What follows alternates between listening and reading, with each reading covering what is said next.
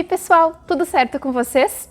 Eu sou a Cata e esse aqui é o CriaLT. E no vídeo de hoje eu vou fazer uma misturinha, uma mescla de algumas coisas que eu já vi por aí no Booktube afora, porque eu achei que se misturasse ia ficar legal, então eu espero que vocês gostem. Pra explicar melhor o que a gente vai fazer aqui hoje, eu peguei dois estilos de vídeos diferentes. O primeiro vídeo que me inspirou foi o vídeo da Tami do Resenhando Sonhos, que é onde ela fala sobre os defeitos de alguns livros que ela ama. E eu resolvi misturar isso com um estilo de vídeo muito popular aqui, que muita gente faz, já vi uma galera fazendo, que é ler resenhas negativas de livros que ama ou vice-versa. Então a gente vai fazer aqui hoje, basicamente, eu vou olhar algumas resenhas negativas de livros que eu amo, só que a parte diferente é que eu vou concordar com elas. A ideia desse vídeo, gente, é basicamente mostrar pra vocês que o mais importante é a gente criar a nossa experiência e dar uma oportunidade pra uma obra, porque o que pode ser bom pra alguém pode não ser pra mim, e o que pode ser ruim pra alguém pode ser bom pra mim. Então eu tô com o meu computador aqui pra gente começar a fazer esse vídeo. Mas antes, né, pessoal, se inscrevam aqui no canal, ativem o sininho, comentem aqui se vocês concordam com as opiniões do pessoal, com as minhas, conversem comigo, isso é muito importante para o YouTube entregar esse vídeo para mais pessoas e o canal ter mais engajamento, mais pessoas virem conversar com a gente, então é muito importante que vocês curtam, comentem e compartilhem os vídeos do CriaLT e acompanhem meu trabalho também com o CriaLT, né, nas outras redes sociais, que é o Insta, o Twitter, o TikTok. Vai estar tudo aqui na descrição do vídeo para vocês poderem acessar os links, tá? Agora sim, vamos começar, porque tem bastante coisa pra gente falar aqui hoje e, meu Deus, eu vou sofrer aqui, porque vai ter coisa que eu não vou concordar, mas a gente vai focar aqui no que eu concordo, tá? Eu tentei separar algumas histórias que eu tenha lido mais recentemente ou que eu tenha algum tipo de carinho muito grande, para que eu consiga, né, gente, explicar pra vocês por que eu concordo com essas pessoas e com os pontos que elas apontaram, né? Eu achei melhor não ler as resenhas, então eu só separei alguns pontos aqui pra mostrar pra vocês, tá? Peguei, na verdade, um compilado de opiniões, as opiniões que eu mais vi as pessoas citando, né? Nas suas resenhas, enfim. Pra gente dar início aqui, então, eu resolvi falar primeiro sobre Porém Bruxa, da Carol Kiovato, que todo mundo já sabe, eu fiz até vídeo aqui pro canal, fiquei muito emocionada com a história, gostei mesmo, mas até no vídeo eu cito alguns comentários que convergem com o que eu vi várias pessoas comentando. Um desses comentários, por exemplo, o pessoal fala que tem muitas cenas e com muitas informações. E com essa informação eu concordo, principalmente com a rapidez, com a velocidade que tudo acontece. E pensando nesse comentário, eu lembrei do final da história, que eu achei bastante corrido, bastante rápido, mas que ainda assim não deixou de ser uma história que eu adorei acompanhar. Aqui a gente acompanha a Isis, que ela é uma bruxa que mora em São Paulo. Porém, bruxa é uma fantasia urbana, a gente acaba encontrando diversos elementos que a gente está acostumado na nossa vida e também elementos ali da vida da Isis, né, nessa questão de ela ser bruxa. Ela tem os seus poderes e ela acaba fazendo mais do que o trabalho dela pede, tentando ajudar pessoas. Ela ajuda uma amiga dela que é detetive também a solucionar casos, então a Isis é muito envolvida e é muito preocupada com as pessoas. A gente acompanha, inclusive, na narrativa, algumas ramificações de investigações que ela vai estar fazendo para solucionar ali um crime que ela precisa. A gente tem personagens muito interessantes nessa história, representatividade. Apesar de eu ter visto alguns outros comentários que eu concordei, esses foram os comentários que eu acho que mais, assim, pesaram e os que eu mais vi se fazerem presentes nas opiniões das pessoas. Uma galera achou muito corrido e eu friso aqui bastante que isso aconteceu comigo no final. Eu senti mais isso no final do que em qualquer outro momento da narrativa. Eu achei que a narrativa começa leve, pontuando, a gente vai pegando o tom da narrativa, a gente vai entendendo quem é a Isis, que ela é uma mulher determinada, destemida. Então eu acho que essa parte se fez muito presente pra mim no final da narrativa, por causa exclusivamente da rapidez com que tudo aconteceu. Mas todo mundo sabe, né, gente, que pra mim, Porém Bruxa é Porém Bruxa, né? Eu adorei muito essa história. Vamos para a próxima leitura aqui, então. Outro livro que eu peguei aqui que eu não podia deixar de falar aqui nesse vídeo é Garotos Corvos, né, gente? Saí caçando gente falando coisa ruim do meu favorito. O ponto principal que eu vi a galera comentando é que o livro é muito parado. E sim, isso pode ser um sentimento muito presente pra gente. Eu lembro da primeira vez que eu li Garotos Corvos, eu já li Garotos Corvos 2 vezes o primeiro livro, e eu amo, 5 estrelas, favoritado. E eu lembro que eu fiquei com essa sensação de que, nossa, o que tá acontecendo? É uma sensação tão esquisita que esse livro me traz, e tão boa. Parecia que não tinha nada acontecendo, mas ao mesmo tempo era tanta coisa, era tanta informação, que as pessoas reclamam também de ser um livro confuso. Entendem? Ao mesmo tempo que ele te dá a sensação de que nada tá acontecendo e que não tá se encaminhando para lugar algum, quando vê a gente já tá lá. Acho sim, concordo com algumas pessoas que em alguns momentos o livro tem ritmo mais lento e acho que isso não é um problema. Eu tive já com algumas histórias problemas de lentidão na narrativa, mas aqui eu acho que não é um problema pra mim, eu acho que a narrativa funciona perfeitamente da forma que ela é. E alguma coisa que eu queria citar aqui pra vocês que pode acabar bagunçando a gente é a sinopse da história. Eu vi algumas pessoas falando sobre isso já, e essa é uma opinião que eu já tinha formado comigo, porque Garotos Corvos vem de uma sinopse bastante diferente do que a narrativa traz pra gente, né? Aqui a gente acompanha a Blue, que ela vem de uma família de médiums. E aqui a gente tem, é claro, né, gente, os Garotos Corvos, que são simplesmente o meu tudo. Eu adoro esses personagens, adoro o que a Max Stiefvater criou aqui. Uma coisa que eu achei muito engraçada, que eu vi numa resenha que a pessoa comentou, da obsessão dos personagens, porque não faz sentido a obsessão deles. E eu entendo. Aqui a gente pensa muito no Gansey, que é um dos Garotos Corvos, por causa que o Gansey, ele é obcecado naquela questão das linhas lei, né? Que faz parte da história também, que são linhas de energia que passam pela cidade que eles vivem, e eles estão em busca do Rei Galês. É bem fantasioso, bem maravilhoso.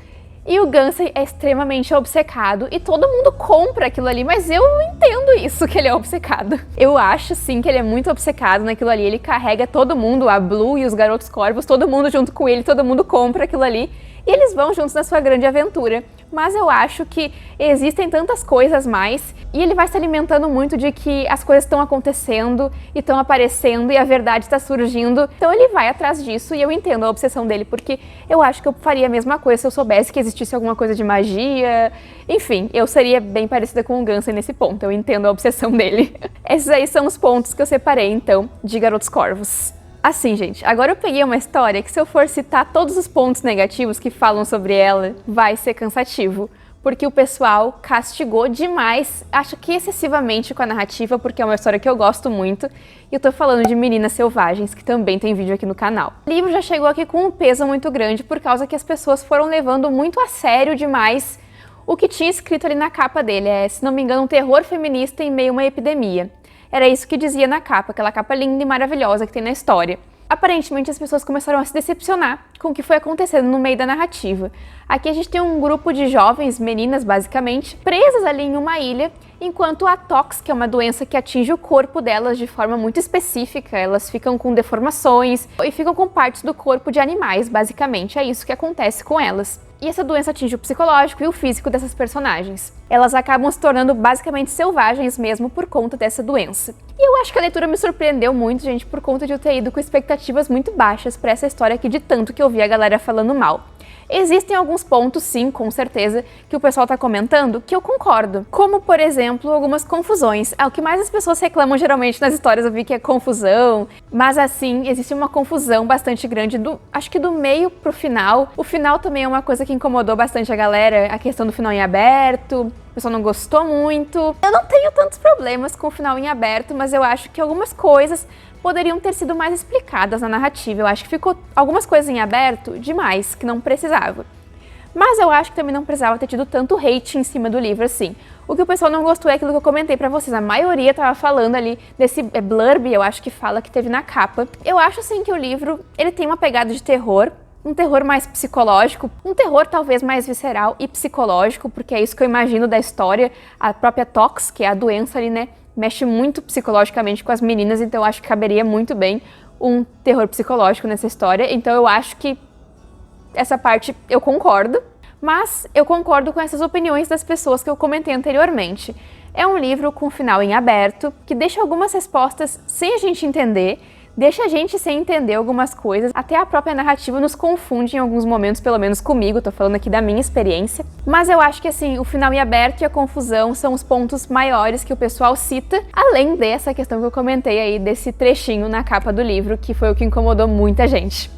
Vamos lá então, né, gente, para a próxima leitura, que é Assim que se perde a Guerra do Tempo, que esse aí divide opiniões legal. Eu sei que muita gente não gosta, mas pra mim é um favorito, amei 5 estrelas. Aqui a gente vai acompanhar a Red e a Blue trocando cartas. Elas são agentes do tempo, elas trabalham para agências diferentes e viajam no tempo através de fios para determinados lugares, para resolver algumas situações, para fazer com que coisas aconteçam, para que as suas agências possam vencer a Guerra do Tempo. Eu tô pra dizer pra vocês, pessoal, que as coisas que menos agradaram as pessoas foram as coisas que mais me agradaram.